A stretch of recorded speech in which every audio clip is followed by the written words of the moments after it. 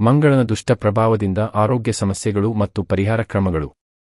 ನಮಸ್ಕಾರ ಸ್ನೇಹಿತರೆ, ಇಂದು ನಾವು ಮಂಗಳ ಗ್ರಹದ ದುಷ್ಟ ಪ್ರಭಾವದಿಂದ ಉಂಟಾಗುವ ಆರೋಗ್ಯ ಸಮಸ್ಯೆಗಳ ಬಗ್ಗೆ ವಿವರವಾಗಿ ತಿಳಿದುಕೊಳ್ಳೋಣ. ಮಂಗಳನು ಶಕ್ತಿ, ರಕ್ತ ಮತ್ತು ಅಗ್ನಿಯ ಪ್ರತೀಕ. ಜ್ಯೋತಿಷ್ಯದಲ್ಲಿ ಅವನು ಧೈರ್ಯ, ಸಾಹಸ ಮತ್ತು ಉತ್ಸಾಹವನ್ನು ನೀಡುವ ಗ್ರಹ. ಆದರೆ ಮಂಗಳನು ದುಷ್ಟ ಸ್ಥಿತಿಯಲ್ಲಿ ಇದ್ದರೆ ದೇಹದಲ್ಲಿ ಆಕಸ್ಮಿಕ ಕಾಯಿಲೆಗಳು, ಅಪಘಾತಗಳು ಮತ್ತು ರಕ್ತ ಸಂಬಂಧಿ ಸಮಸ್ಯೆಗಳು ಉಂಟಾಗುತ್ತವೆ. ಮಂಗಳನು ರಕ್ತದ ಹರಿವು ಮತ್ತು ಜೀವಶಕ್ತಿಯನ್ನು ನಿಯಂತ್ರಿಸುತ್ತಾನೆ. ಅವನ ದುಷ್ಟ ಪ್ರಭಾವದಿಂದ ರಕ್ತಸ್ರಾವ, ರಕ್ತದ ಗುಣಮಟ್ಟದ ಹಾನಿ ಹಾಗೂ ರಕ್ತದ ಒತ್ತಡ ಹೆಚ್ಚಾಗುವುದು ಸಾಮಾನ್ಯ. ಇದು ದೀರ್ಘಕಾಲದ ಆರೋಗ್ಯ ಸಮಸ್ಯೆಗಳಿಗೆ ಕಾರಣವಾಗಬಹುದು. ಅಗ್ನಿಯ ಗ್ರಹವಾದ ಮಂಗಳನು ಉಷ್ಣ ಕಾಯಿಲೆಗಳನ್ನು ಉಂಟುಮಾಡುತ್ತಾನೆ.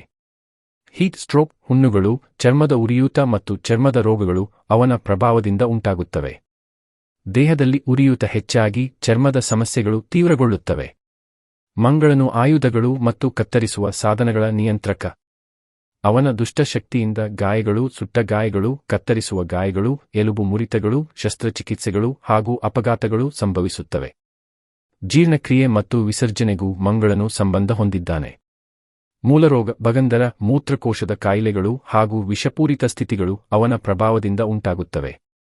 ಮಹಿಳೆಯರ ಆರೋಗ್ಯದ ದೃಷ್ಟಿಯಿಂದ ಮಂಗಳನು ಅತಿಯಾದ ಮಾಸಿಕ ರಕ್ತಸ್ರಾವ, ಗರ್ಭಪಾತ ಹಾಗೂ ಅಂಗಾಂಗಗಳ ಆಕಸ್ಮಿಕ ಸ್ಫೋಟಕ್ಕೆ ಕಾರಣನಾಗುತ್ತಾನೆ.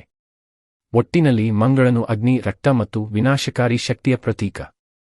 ಅವನ ದುಷ್ಟಸ್ಥಿತಿಯಲ್ಲಿ ಆಕಸ್ಮಿಕ ಆರೋಗ್ಯ ಸಂಕಟಗಳು ಮತ್ತು ಅಪಘಾತಗಳು ಉಂಟಾಗುತ್ತವೆ. ಆದ್ದರಿಂದ ಮಂಗಳನ ಶಕ್ತಿಯನ್ನು ಸಮತೋಲನಗೊಳಿಸಲು ಪರಿಹಾರ ಕ್ರಮಗಳನ್ನು ಅನುಸರಿಸುವುದು ಅತ್ಯಂತ ಅಗತ್ಯ.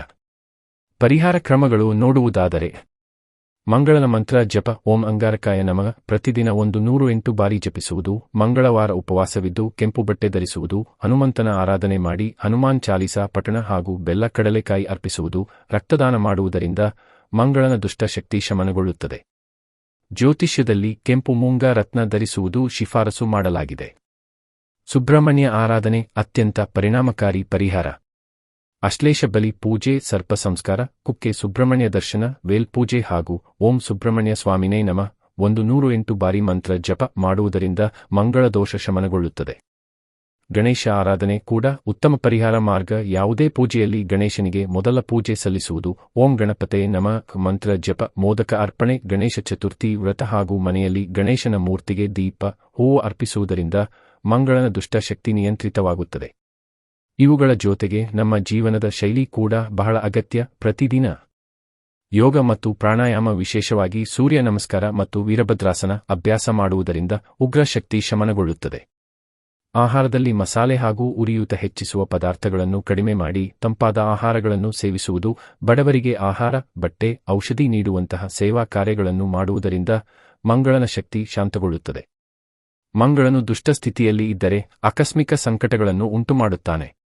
ಆದರೆ ಮಂತ್ರ, ಉಪವಾಸ, ಹನುಮಾನ್, ಸುಬ್ರಹ್ಮಣ್ಯ ಮತ್ತು ಗಣೇಶ ಆರಾಧನೆ, ರತ್ನಧಾರಣೆ, ಯೋಗ ಹಾಗೂ ಸೇವಾ ಕಾರ್ಯಗಳ ಮೂಲಕ ಅವನ ಶಕ್ತಿಯನ್ನು ಸಮತೋಲನಗೊಳಿಸಿ ಜೀವನದಲ್ಲಿ ಶಾಂತಿ ಮತ್ತು ಆರೋಗ್ಯವನ್ನು ಸಾಧಿಸಬಹುದು. ಧನ್ಯವಾದಗಳು. ಇನ್ನೊಂದು ವಿಡಿಯೋ ಮಾಹಿತಿಯೊಂದಿಗೆ ಮತ್ತೆ ಸಿಕ್ಕೋಣ.